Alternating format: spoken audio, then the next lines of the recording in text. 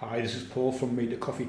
Just wanted to do a quick unboxing of the new Wacaco Picopresso Pressure Gauge. I've only just literally got these in this morning. So I'm going to do a quick unboxing of this and kind of show you what we get in the box here. Obviously this is the box itself. Mine is got the wrapping on there. Yours might not be when you get it, but mine are anyway. You've got the usual kind of Wacaco logo and writing and pressure gauge on the side there.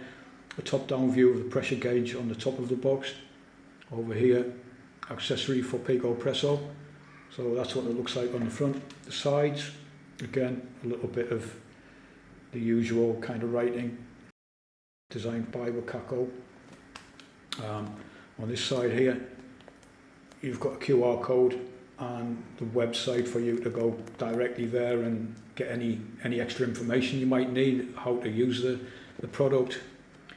And yep, that's what that looks like, the usual stuff on the back here. Got some kind of information about the size, the characteristics, whatnot. So that's there. So yeah, that's what that looks like in the box.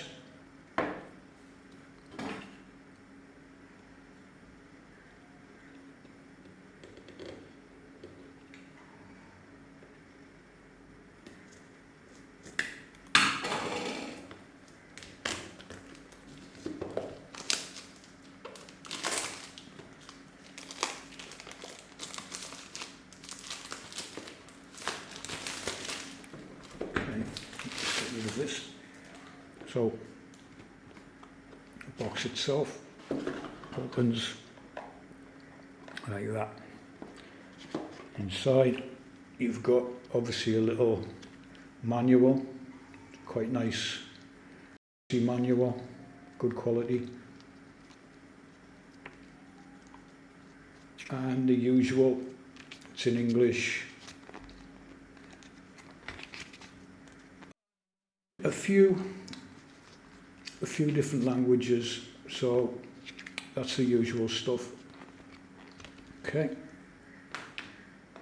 a little bit of padding we've got there, and the pressure gauge itself looks like this. This can be moved. It's actually in the hand, it's quite a solid.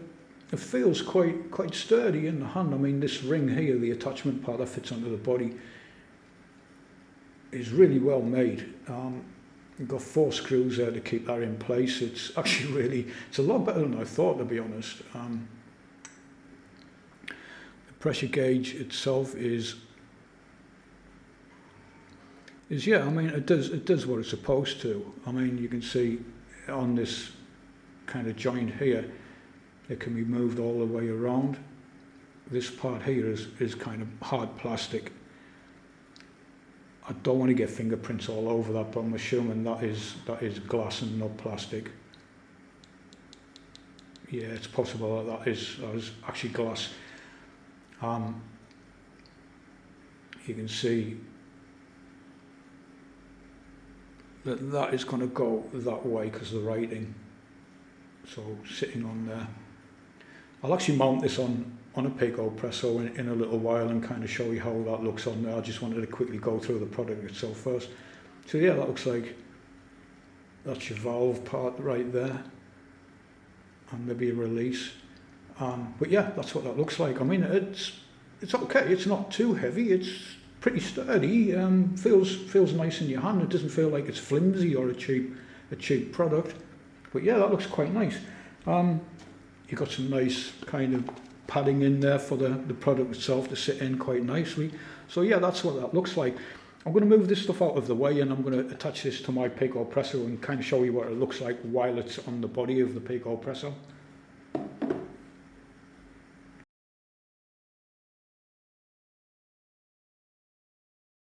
To put this on, obviously you need to twist that on there like that, like so, and while that's on there you can see where your pump handle's going to be, like so, and then obviously you put your coffee basket on. For this, I'm gonna use a 51mm precision basket instead of the regular slow flow basket that you get with a Picopresso. If you are thinking about upgrading to a precision basket, I've got some regular 51mm ones that fit in here really nicely, and they work very well, but obviously you're going to need to get a 51mm tamp, because the regular tamp that you get with the Picopresso is just too big. It doesn't fit in there properly, as you can see. It kind of fits in the top, but it doesn't tamp past the ridge on the top, so that just won't work. But if you get like a regular 51mm tamp, that fits in there nicely, and it tamps very well. So that's what I'm using, and I would say that anybody that's thinking of upgrading to a regular precision basket is going to need this pressure gauge, because it's actually pretty difficult with a regular basket in there to get the correct grind size and pressure. 9 times out of 10 you're going to get a blocked Picopresso. But yeah, and once that's in there, sorry, let me just put the screen on. Once that's in there, you're just going to screw that on there like such, and yeah, that's what it looks like when it's on like that. And if you want to, you can turn that sideways to get a better reading of it. If it's, you can't get over the top of it like that to look down on it, you can just turn that to whatever angle that you want.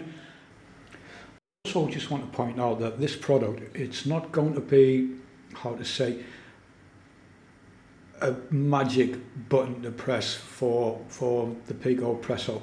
All this is really just a visual guide to tell you when your pressure is right and where it is when you're pumping.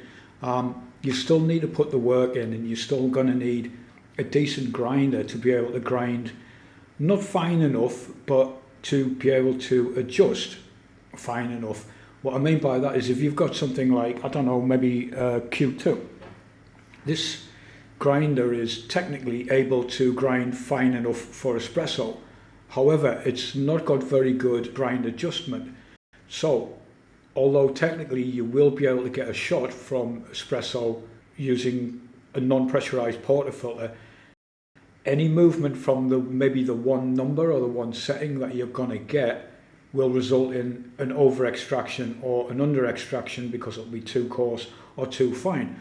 Of course, you can always use dosing to kind of go between those settings, but this type of entry-level grinder is not ideal for, more advanced espresso using a non-pressurized portafilter. For that, you're going to need something like, like a proper espresso grinder that's got much finer grind adjustments.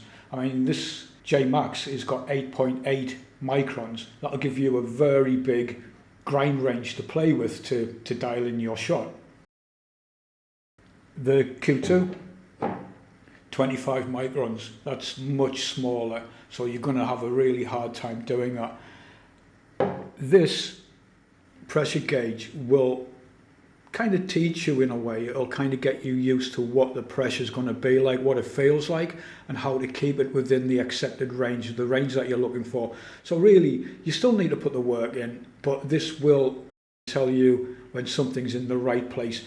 One of the big problems with this product is it's just not knowing, from a novice's point of view, or somebody who first gets this product, what is the correct pressure. When they've got the correct pressure, they just don't know.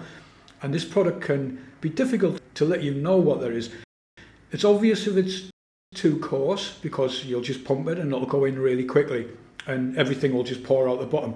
But when it's too fine, you'll only know it's too fine when it's blocked, and it'll be really difficult for the pumping handle to push in and out. And at that point, you're going to block the machine, or you're going to get some kind of leaking around the pumping handle, which a lot of people get. This will help you with that. It'll tell you if it's right up in the red, that obviously your grind size is much too fine. if it's in the range that you want, in the correct pressure, the bars, and then you just know. But again, you need to get the grind size dialed in close enough to be able to get it to stay in that range anyway. So again, it's kind of worth mentioning that this is not a magic fix for bad technique or just having a really entry-level grinder that just simply can't grind for espresso and has no grind adjustment for espresso. So I do still recommend that you do invest in a decent grinder. And yeah, there it is. It looks pretty good. To be honest, I'm really happy to get these in. It's been a long time, Wacaco, but you finally, like I say, you finally come through. And I'm going to test this a little bit later and kind of post a video with some of the results of what it's like, but I'm kind of quietly confident there is going to be a good one. So yeah, anyway, thanks for watching, and hope this was interesting to anybody. If you like this kind of content, please consider subscribing or giving me a thumbs up, or even leave some comments down below, and I'll always get around to answering them. So thanks for watching, and have a nice day.